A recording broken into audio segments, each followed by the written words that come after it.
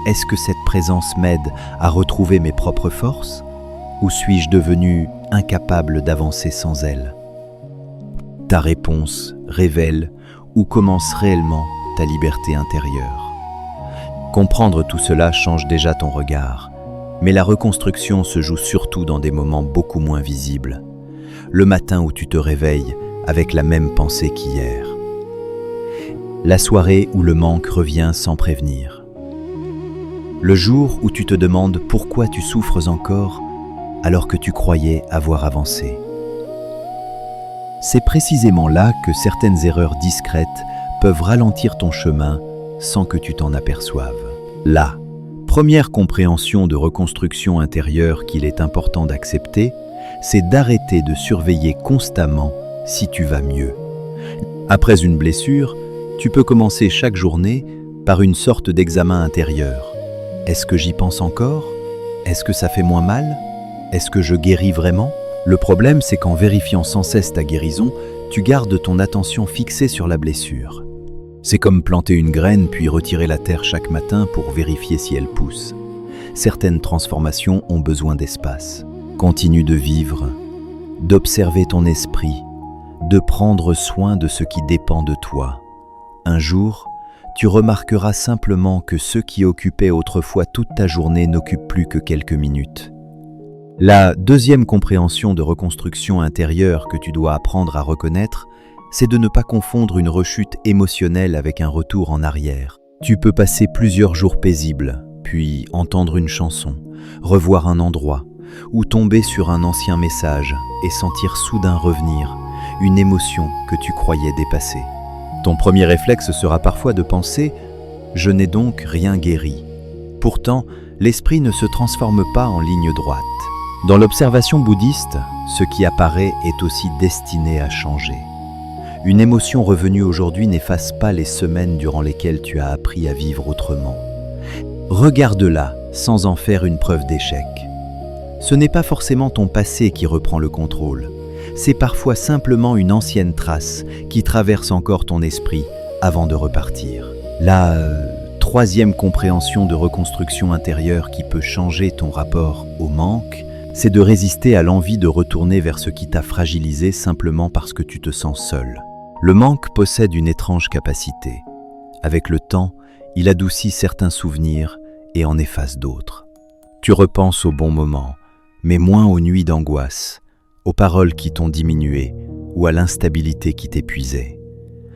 Alors tu veux écrire ce message, reprendre contact, revenir là où tu avais pourtant compris que tu te perdais. À cet instant, demande-toi ce que tu cherches réellement. Cette personne ou simplement un soulagement immédiat à ta solitude. Supporter momentanément, le vide peut être moins douloureux que recommencer un cycle dont tu connais déjà le prix. La quatrième compréhension de reconstruction intérieure que tu devrais apprendre à maîtriser, c'est de cesser de raconter continuellement ton histoire douloureuse pour savoir qui tu es. Au début, parler aide à mettre de l'ordre dans ce qui s'est passé. Mais il arrive qu'une blessure devienne progressivement notre principale manière de nous définir. Je suis celui qu'on a abandonné. Je suis celle qu'on a trahie. Je suis la personne qui a tout perdu. Le Dharma invite à observer quelque chose de plus subtil. Ton expérience existe, mais elle n'est pas toute ton identité. Elle est apparue dans ta vie. Elle t'a transformé, mais elle n'a pas besoin de devenir ton nom intérieur. Se reconstruire, c'est aussi laisser ton histoire, rester une histoire, au lieu d'en faire la frontière de ce que tu peux encore devenir. La cinquième compréhension de reconstruction intérieure qu'il faut observer avec lucidité, c'est de ne pas chercher immédiatement quelqu'un pour remplir l'espace laissé vide. Quand une présence disparaît, ce n'est pas seulement une personne qui manque, ce sont aussi des habitudes. Le message du matin, quelqu'un à appeler le soir, une attention familière, parfois même la sensation d'exister dans le regard de l'autre. Alors une nouvelle relation peut devenir tentante, non parce que ton cœur choisit réellement cette personne, mais parce que le silence est devenu inconfortable. Le problème n'est pas d'aimer de nouveau, il est d'utiliser quelqu'un comme anesthésie. Si tu ne rencontres jamais cet espace vide consciemment, tu risques de demander à chaque nouvelle présence de calmer une douleur qu'elle n'a pas créée. La 6e compréhension de reconstruction intérieure que tu devrais apprendre à maîtriser, c'est de prendre certaines décisions sans chercher immédiatement la validation de quelqu'un. Observe les petits choix. Tu veux changer quelque chose dans ta vie, mais avant même d'écouter ce que tu ressens, tu demandes « Tu en penses quoi ?» Puis tu interroges une 2e personne, parfois une 3e, jusqu'à entendre la réponse qui te rassure. Un conseil peut t'éclairer. Mais lorsque chaque décision exige une permission extérieure, ton esprit oublie progressivement comment se faire confiance. Commence par des choix simples. Décide, assume, observe les conséquences et apprends. Et toi, quelle décision repousses-tu actuellement parce que tu attends encore que quelqu'un te confirme que tu as raison? La 7e compréhension de reconstruction intérieure que tu devrais intégrer, c'est d'accepter les journées ordinaires où rien ne semble progresser. Nous imaginons facilement la guérison comme une suite de déclics, une prise de conscience, une décision forte, puis un soulagement visible. Mais une grande partie du chemin est beaucoup plus silencieuse. Tu te lèves, tu accomplis ce que tu dois faire, tu ressens encore certaines choses et aucune révélation ne vient. Pourtant, quelque chose travaille. Chaque fois que tu ne retournes pas vers une ancienne dépendance, que tu laisses passer une pensée sans la suivre ou que tu traverses une soirée difficile sans chercher à fuir ton propre esprit, tu changes. Le progrès intérieur n'a pas toujours besoin d'être ressenti pour exister. Certaines racines grandissent longtemps avant que quoi que ce soit apparaisse à la surface. La 8e compréhension de reconstruction intérieure, qu'il est essentiel de ne pas mal interpréter, c'est de redevenir autonome sans fermer ton cœur. Après avoir trop dépendu des autres, tu peux tomber dans l'excès inverse, ne plus rien demander, ne plus faire confiance, refuser toute aide et appeler cela de la force. Mais regarde attentivement. Si tu tiens tout le monde à distance parce que tu redoutes d'être blessé de nouveau, ta souffrance influence encore ta manière de vivre. Elle a simplement changé de forme. Le détachement bouddhiste n'est pas l'indifférence. Tu peux aimer sans remettre ton équilibre entre les mains de quelqu'un. Tu peux recevoir sans devenir dépendant. Tu peux t'ouvrir sans t'abandonner.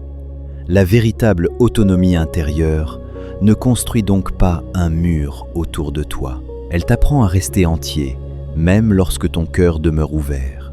Jusqu'ici, nous avons surtout regardé ce qui doit changer dans ta manière de comprendre la reconstruction. Mais comprendre ne suffit pas toujours. Tu peux savoir que ton équilibre ne devrait plus dépendre des autres et, au premier soir difficile, reprendre exactement les mêmes habitudes. Le dharma devient réellement vivant lorsque ce que tu comprends commence à modifier ce que tu fais dans les moments ordinaires. Ces disciplines ne servent donc pas à devenir insensible. Elles vont progressivement t'apprendre à rester présent lorsque ton premier réflexe serait encore de chercher ailleurs ce que tu dois d'abord rencontrer en toi. La première discipline de reconstruction intérieure que tu devrais apprendre à maîtriser, c'est de rester quelques minutes avec ce que tu ressens avant de chercher immédiatement un refuge extérieur. Et c'est là précisément lorsque l'inconfort apparaît. Tu te sens seul, quelqu'un te manque, une inquiétude monte et ta main se dirige presque automatiquement vers ton téléphone. Ne lutte pas contre cette envie. Arrête simplement ton geste. Assieds-toi et ramène ton attention vers ta respiration. Sens l'air entrer, puis sortir. Observe ensuite ce qui est réellement présent. Manque, peur, agitation, besoin d'être rassuré. Au début, quelques minutes peuvent sembler longues. Ton esprit cherchera une distraction et te donnera 1000 raisons d'interrompre l'exercice. C'est justement ce mécanisme que tu apprends à voir. Il ne s'agit pas de supprimer ton émotion, mais de découvrir que tu peux rester avec elle sans immédiatement lui obéir. Progressivement, un espace apparaît entre ce que tu ressens et ce que tu décides de faire. La deuxième discipline de reconstruction intérieure qu'il est important de cultiver, c'est d'observer une pensée sans la transformer immédiatement en action. Une pensée surgit. Écris-lui. Une autre répond. Tu n'y arriveras pas seul. Puis, ton esprit commence à construire des arguments autour d'elle jusqu'à ce qu'elle ressemble à une nécessité. Lorsque cela arrive, nomme intérieurement ce qui se passe avec simplicité. Voilà une pensée de manque ou voilà mon besoin d'être rassuré. Puis, respire et attends quelques instants. Tu n'as rien à combattre. Dans la pleine conscience, observer une pensée permet justement de voir sa nature changeante. Certaines deviennent plus fortes avant de diminuer. D'autres reviennent plusieurs fois. Ne considère pas cela comme un échec. L'objectif n'est pas d'avoir un esprit vide, mais de ne plus être automatiquement dirigé par tout ce qu'il produit. C'est ainsi que ta reconstruction commence à devenir une expérience vécue plutôt qu'une simple idée. La troisième discipline de reconstruction intérieure que tu dois intégrer, c'est de créer un rendez-vous quotidien avec toi-même. Pas une heure entière, ni un rituel compliqué que tu abandonneras après quelques jours. Choisis simplement un moment régulier où tu ne cherches rien à obtenir. Assieds-toi sans téléphone, sans musique, sans conversation. Pendant quelques minutes, observe ta respiration, puis ce qui traverse ton esprit. Certains jours, tu découvriras du calme. D'autres jours, tu trouveras de l'irritation, des souvenirs ou cette envie étrange de te lever immédiatement pour faire autre chose. Reste encore un peu. Le but n'est pas de fabriquer la paix, mais d'apprendre à connaître ton esprit lorsqu'il n'est plus constamment occupé. Avec le temps, tu commenceras à reconnaître plus tôt tes réactions, tes attachements et tes besoins de validation. Tu ne seras plus obligé d'attendre une crise pour comprendre ce qui se passe en toi. Ce rendez-vous devient alors une manière simple de ne plus te quitter toi-même. La quatrième discipline de reconstruction intérieure qui mérite ton attention, c'est d'entraîner progressivement ton esprit à supporter le vide sans vouloir immédiatement le remplir. Commence dans des situations ordinaires. Marche quelques minutes sans écouteurs. Mange parfois sans regarder un écran. Lorsque tu attends quelque part, résiste à l'automatisme qui consiste à sortir ton téléphone dès que rien ne se passe. Ces petits espaces semblent insignifiants, mais ils révèlent beaucoup. Au début, l'ennui peut apparaître, puis des pensées remontent.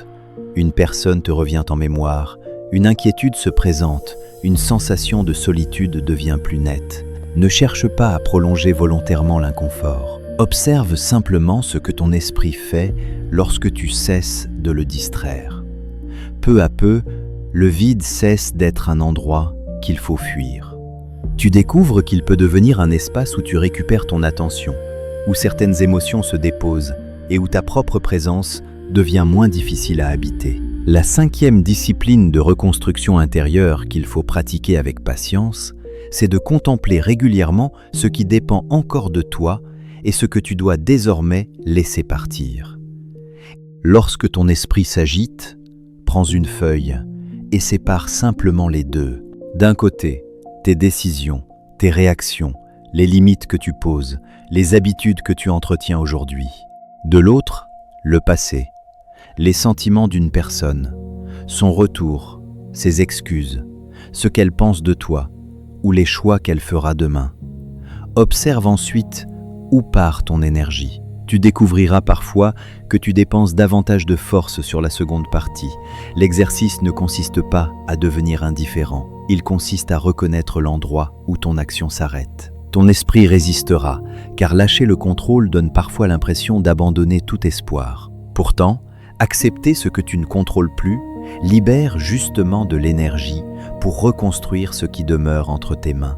La sixième discipline de reconstruction intérieure que tu devrais développer, c'est d'accomplir seul certaines choses que tu pensais ne pouvoir vivre qu'accompagné. Commence modestement. Fais une promenade sans appeler quelqu'un. Va dans un endroit que tu apprécies. Termine une petite tâche sans annoncer immédiatement ton progrès. Prends une décision simple après réflexion, puis résiste au besoin de demander aussitôt. Tu crois que j'ai bien fait ? Au début, une sensation étrange peut apparaître. Ce n'est pas forcément de la tristesse, c'est parfois l'absence de cette validation à laquelle ton esprit s'était habitué. Ne cherche pas à prouver que tu n'as besoin de personne. Ce serait encore l'ego. Utilise plutôt ces expériences pour constater directement quelque chose que les paroles seules ne peuvent pas t'apprendre. Tu es capable d'avancer sans être constamment porté. Et lorsque tu retrouveras les autres, leur présence deviendra davantage un partage qu'une condition nécessaire à ton équilibre. La 7e discipline de reconstruction intérieure qu'il est essentiel de comprendre, c'est de pratiquer la compassion envers toi sans transformer cette compassion en permission de recommencer ce qui te détruit. Il y aura des jours où tu te sentiras plus fragile. Tu penseras davantage à certaines personnes, tu manqueras d'énergie ou tu auras simplement envie de revenir vers une ancienne habitude parce qu'elle promet un soulagement rapide. Dans ces moments, ne te parle pas comme à un ennemi. Reconnais ta fatigue. Accorde-toi du repos. Observe ce qui te traverse sans te condamner. Mais garde une limite claire. Comprendre ta douleur ne signifie pas lui donner toutes les commandes. Tu peux te dire « Aujourd'hui est difficile, mais je ne vais pas ajouter une nouvelle souffrance à celle que je ressens déjà. » La compassion bouddhiste n'est pas une faiblesse qui excuse tout. Elle crée un espace où tu peux tomber intérieurement sans décider d'y rester. Tu apprends ainsi à te traiter avec douceur, tout en protégeant le chemin que tu as commencé. La 8e discipline de reconstruction intérieure qui permet d'unifier tout le chemin, c'est d'apprendre à demander de l'aide sans abandonner ta responsabilité intérieure. Certains jours, parler à quelqu'un sera nécessaire. Une présence sincère, un conseil ou simplement une écoute peut empêcher ton esprit de s'enfermer dans ses propres pensées. Demande cette aide lorsqu'elle est saine. Mais avant de le faire, observe ton intention. Cherches-tu un éclairage pour continuer à avancer? Ou attends-tu que cette personne fasse disparaître ce que tu refuses encore de traverser? Cette distinction change tout. Après avoir reçu du soutien, reviens vers toi. Assieds-toi avec ce que tu as entendu. Observe ce qui dépend maintenant de tes propres actes. Puis fais un pas, même petit. C'est ainsi que l'aide extérieure retrouve sa juste place. Elle ne devient ni une faiblesse, ni une dépendance. Elle devient un appui temporaire sur un chemin dont tu restes responsable. Car se reconstruire seul n'a jamais voulu dire vivre sans les autres. Cela signifie simplement ne plus demander aux autres de devenir la force que tu dois apprendre à réveiller en toi. Au début, une question restait suspendue. Pourquoi le soutien que tu cherches avec autant de force peut-il parfois ralentir la reconstruction que tu espères? Maintenant, la réponse devient plus claire. Ce n'est pas parce que les autres sont inutiles. Ce n'est pas parce que tu devrais souffrir en silence. C'est parce qu'une main tendue ne peut jamais remplacer le travail que ton propre esprit refuse encore d'accomplir. Quelqu'un peut rester près de toi pendant une période difficile. Il peut écouter ton histoire, t'encourager lorsque tu doutes, te rappeler certaines vérités lorsque tu les oublies. Mais lorsque tu te retrouves seul le soir et que les anciennes pensées reviennent, c'est toi qui dois apprendre à les observer sans leur obéir. Lorsque le manque apparaît, c'est toi qui décides si tu vas encore courir vers ce qui te fragilise ou rester quelques instants avec cet inconfort. Lorsque le passé frappe de nouveau à la porte de ton esprit, personne ne peut choisir à ta place ce que tu vas continuer à nourrir. Voilà pourquoi l'autonomie intérieure n'est pas une condamnation à la solitude. Elle est la fin d'une confusion. Tu peux aimer profondément sans demander à quelqu'un de porter ton équilibre. Tu peux accepter du soutien sans remettre ta guérison entre les mains de celui qui t'aide. Tu peux avoir besoin d'une présence certains jours sans transformer cette présence en condition permanente pour avancer. Et surtout, tu peux traverser une période difficile sans faire de cette difficulté ton identité. Il y aura encore des journées où tu te sentiras moins solide. Des souvenirs reviendront. Certaines décisions te feront douter. Tu regarderas parfois derrière toi avec l'envie de retrouver quelque chose simplement parce que ce qui est connu semble plus rassurant que ce qui commence. Ne transforme pas ces moments en preuve que tu as échoué. Observe-les. Ils font partie du chemin. Le changement le plus profond apparaît lorsque tu n'attends plus constamment de te sentir guéri pour commencer à vivre autrement. Alors continue doucement.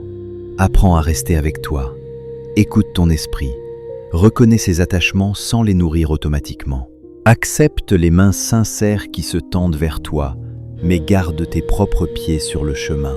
Si cet enseignement peut accompagner quelqu'un qui traverse actuellement cette période, partage-lui cette vidéo. Et si tu souhaites continuer à explorer le Dharma avec nous, tu peux t'abonner. Mais lorsque cette vidéo sera terminée et que tu te retrouveras de nouveau face à toi-même, souviens-toi surtout de ceci. Les autres peuvent éclairer ton chemin, mais aucun d'eux ne peut faire à ta place le pas qui te ramène vers toi.